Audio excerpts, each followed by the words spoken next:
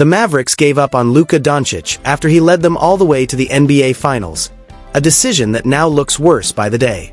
Since arriving in Los Angeles, he has been dominant with the Lakers, averaging 27 points, 8 rebounds, and nearly 8 assists per game. He's consistently torching opposing defenses and proving his superstar value, while making Dallas general manager Nico Harrison look like one of the biggest fools in the league for letting him go. During a pregame warm-up, here he is again. Is he hot? He's red hot! While LeBron James was sidelined, it was Luka Doncic and Austin Reeves who stepped up and carried the Lakers, and the team has started to look increasingly dangerous. Over the last 10 games, Luka's production has been on another level, averaging 31.1 points, nearly 9 rebounds, 7.5 assists, and shooting 42.6% from 3. It naturally raises the question of whether the Mavericks may have handed the Lakers their next championship by allowing Luka to join LeBron. With LeBron by his side, Los Angeles looks terrifying, while the Mavericks appear to be falling apart. Even Anthony Davis returning for the final few games doesn't seem enough to change their trajectory at this point. A lot has already been said about how and why one of the most shocking trades in NBA history happened, something we broke down on this channel nearly 2 weeks before the Lakers completed the blockbuster deal for Luka Doncic. Around that same time, head coach J.J. Redick openly addressed the Lakers' biggest offensive weakness: the inability to consistently draw double teams and create easy offense. In late January, Redick admitted they didn't have a player who could reliably force 2 defenders, beat his man one-on-one, get into the paint, and kick the ball out to shooters. In simple terms, the Lakers had a geometry problem on offense, and they needed to fix it. Here in Chicago, stop, to the rim, Doncic! LeBron James and Anthony Davis still drew plenty of defensive attention, but not at the level required to consistently create open high-percentage shots across the floor like the NBA's most efficient offenses, such as Boston or Cleveland. That's where Luka Doncic completely changes the equation for the Lakers. Doncic is one of the league's elite pick-and-roll operators, and defenses are forced to send at least 2 defenders, often more, when he comes off a screen. From there, his options are endless: hitting the roll man, finding a weak side cutter, kicking out to an open shooter, or swinging the ball to a safety valve. After a dominant 125-109 win over San Antonio, Doncic explained that he expects double teams and embraces them, saying it saves his energy and allows the team to play 4-on-3. With LeBron sidelined for 7 games due to a groin strain, Doncic has faced even heavier defensive pressure, yet it hasn't slowed him down. He continues to post elite numbers and control the flow of the Lakers' offense, even while dealing with nagging lower body injuries that have affected his shooting.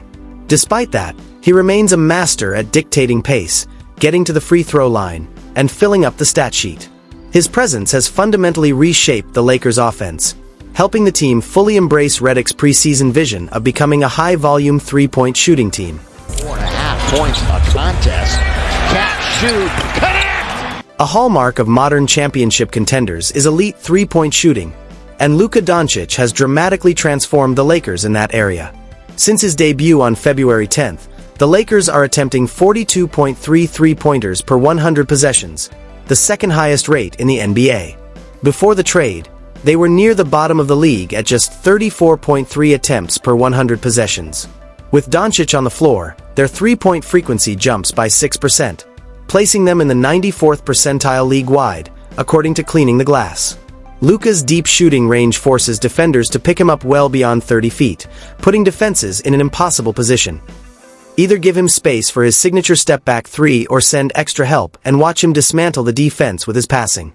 As Austin Reeves explained, teams blitz Doncic nearly 90% of the time, but he consistently makes the right play out of those situations, creating 4-on-3 advantages that come down to simple reads and finding the open man.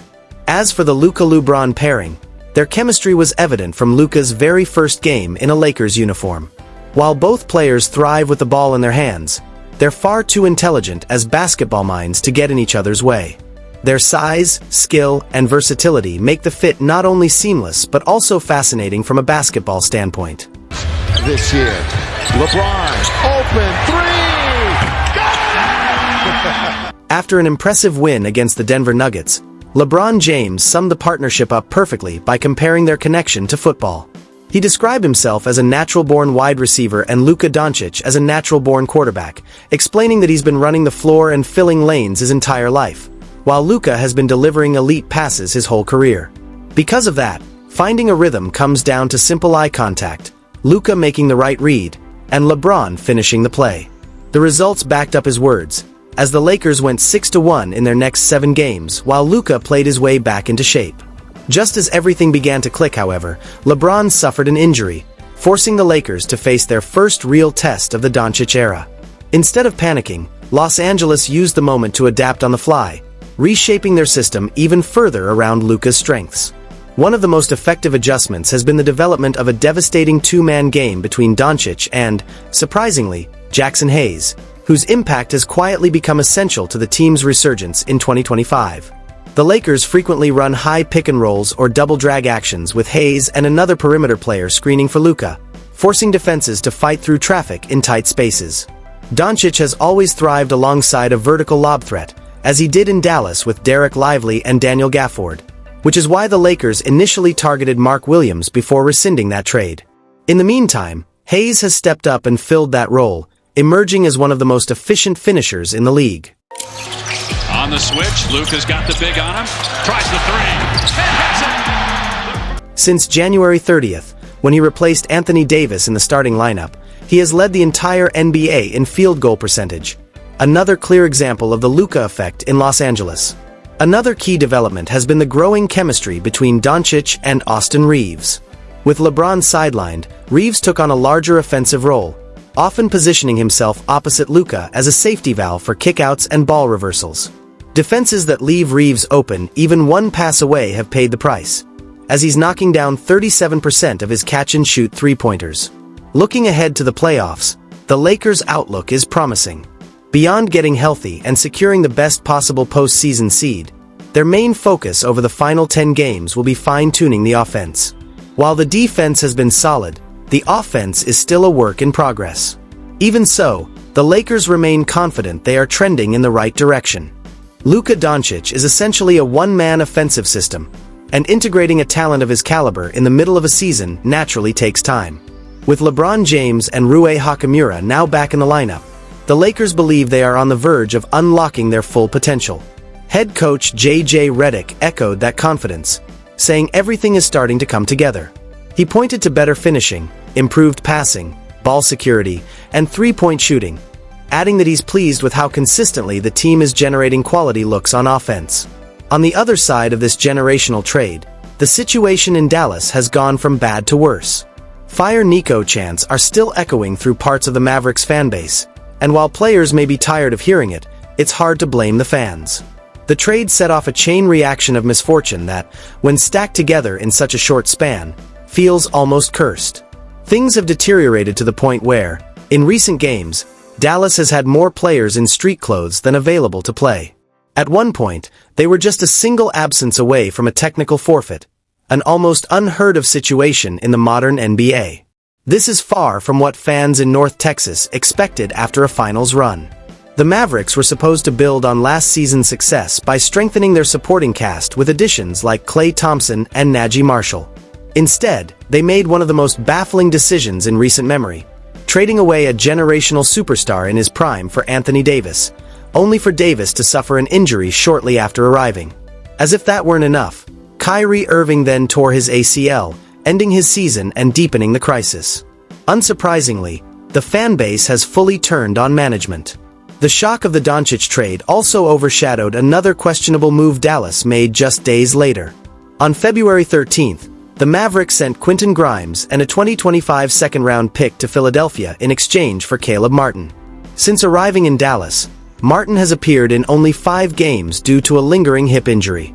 Meanwhile, Grimes has thrived with the 76ers, averaging 27, 8 points, 4, 7 rebounds, and 2 assists while shooting 49% from the field and 3% from 3 on nearly 9 attempts per game.